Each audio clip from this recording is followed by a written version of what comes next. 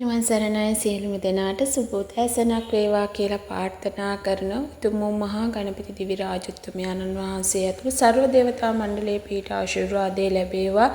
සියලුම දරුවන්ගේ සිත්වල තියෙනා වූ සියලුම කරදර පීඩාවන් ඉවත් වෙලා નિરાයාසයෙන්ම සිතේ මානසික සැනසීම සුවයම ලැබේවා කියලා ප්‍රාර්ථනා කරනවා.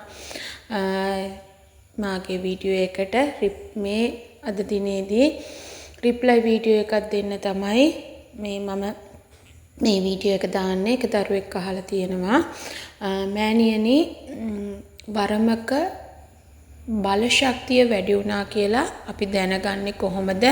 එහි ලක්ෂණ මොනවාද කියලා ගොඩාක් හොඳ ප්‍රශ්නයක්. මොකද ගොඩාක් දෙනෙක් මේ වගේ ප්‍රශ්නයක් දැනගන්න හිතන්නේම නැහැ. ඇත්තට මේක වටිනා කියන ප්‍රශ්නයක් අහලා තියෙන්නේ.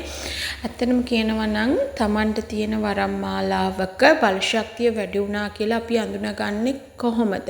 ඒක අනිවාර්යයෙන්ම අපිට දැනගත යුතු කරුණක්. මොකද ඒකට හේතුව නම් අපේ ශක්තියෙන් අපිට යමක් කරගන්නට පුළුවන් වෙන්න ඕනේ. මූලිකවම තමන්ගේ වරම් මාලාවේ ශක්තිය වැඩි වෙනවා නම් අපිට નિરાයාසයෙන්ම පේන මාලාවක් හරියාකාරව කියන්න පුළුවන් වෙන්න ඕනේ. එතකොට ඒට ඖෂධ ශක්තිය කරන්න පුළුවන් නම් නිරන්තරයෙන් මේකට බෙහෙත් හේත් ගැන Tamanට ඉන්නා වූ ඥාති බලවේගයේ හරියාකාරව කියන්න ඕනේ. මොනවද කරන්න ඕනේ කියලා, මොන බෙහෙත් ඖෂධ ඕනේ කියන දේ. ඒ වගේම තමයි වරමක ඉන්න ඥාති බලවේගයේ හරියාකාර කරන කියන වැඩ කටයුත්ත ਸਰව ප්‍රකාරයෙන්ම සාර්ථක වෙලා සත්‍යවාදී වෙන්න ඕනේ.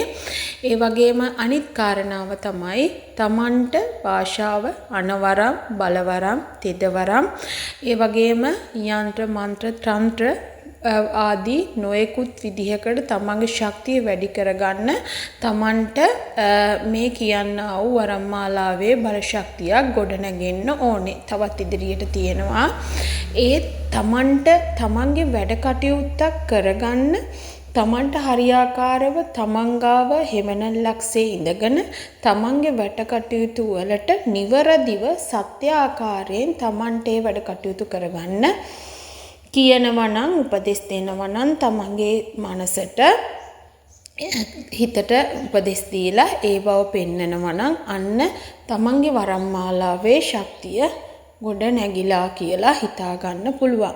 ඒ වගේම තමයි තමන්ගේ මේ ගොඩනගාගත්ත ශක්තිය ටිකෙන් ටික අඩු වෙන්නත් පුළුවන්.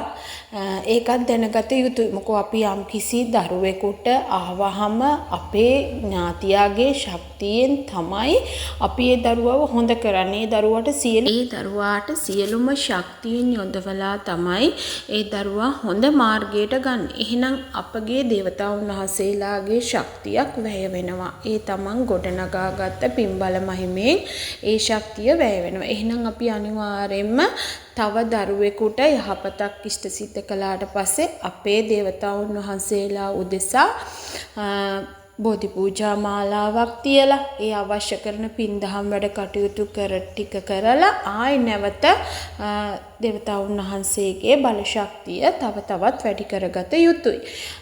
එතකොට තමන් ප්‍රතිපත්තිගරුක නැත්තම්, නිහතමානී නැත්තම් තමන්ගේ ශක්තිය අඩපණ වෙලා නිරන්තරයෙන්ම තමන්ගේ ශක්තිය දුබලතාවයකට පත් වෙනවා කියන්න ඕනේ. මොකද ඒවත් දෙවි දේවතාවුන් වහන්සේලා විසින් තමන්ව පරීක්ෂාවකට ලක් කරනවා කියන එක අමතක කරන්න එපා දරුවනේ. ඒ වගේම තමන්ගේ ශක්තිය ගොඩ නැගුණට පස්සේ අපට වෙන්න තියෙන කරදර පීඩාවන් මොනවද කියලා අපිට නිරන්තරයෙන්ම ඒවෙන් ගැලවෙන ආකාරය අපිට ඒ දේවල් සඳහා කරන්න ඕන දේ. එතකොට අපේ ග්‍රහචාරය හොඳ නැත්නම් ඒ දේවල් වලට කරන්න දේ නිතරම සිත යොමු වෙන්නේ හොඳ මාර්ගයට. ඒ කියන්නේ බුදු දහමත් එක්ක මිත්‍යා දෘෂ්ටික වැඩිපුර නොවි. කියන්නේ ඕනාට වැඩිය මේක ඉන්නවා මිනිසුන් ජීවිතේ පවා හැමදේම පොඩි දෙයක් පවත් කරදරයක් වුණත් දෙයියන්ගෙන් මේක කෝපයක්. සතෙක් ආවත් නීච වෙලා මගේ භූමිය. අන්න ඒ වගේ තැනකට හිතන මිනිසුන් අද බොහොමයි.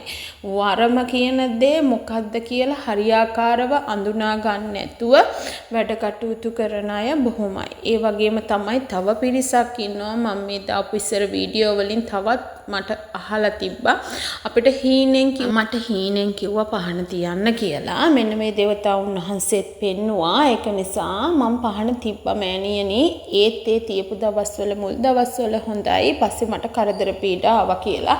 ගොඩාක් දෙනෙක් මට කතා බහ කරලා කිව්වා පුතේ අපිට හීනෙන් පෙන්නන හැමදේම කරන්න පුළුවන්ද? ඒ සත්‍යතාවයක් තියෙනවද? ඒ දේවල් වල හරියාකාර තේරුමක් නිවැරදිව ඇති කරගෙන තමයි හැම දෙයක්ම කරන්න ඕනේ. ආවට ගියාට දේවල් කරන්න යන්න එපා. මොකද ඒවැ සත්‍යතාවයක් නැහැ. මොකෝ අමනුෂ්‍ය බලවේග ඇවිල්ලා නරකට ඉන්න අය ඒගොල්ලන්ට රැඳී සිටීමට පහන්නාලෝක මාලාවක් කැප කරන්න කියන්න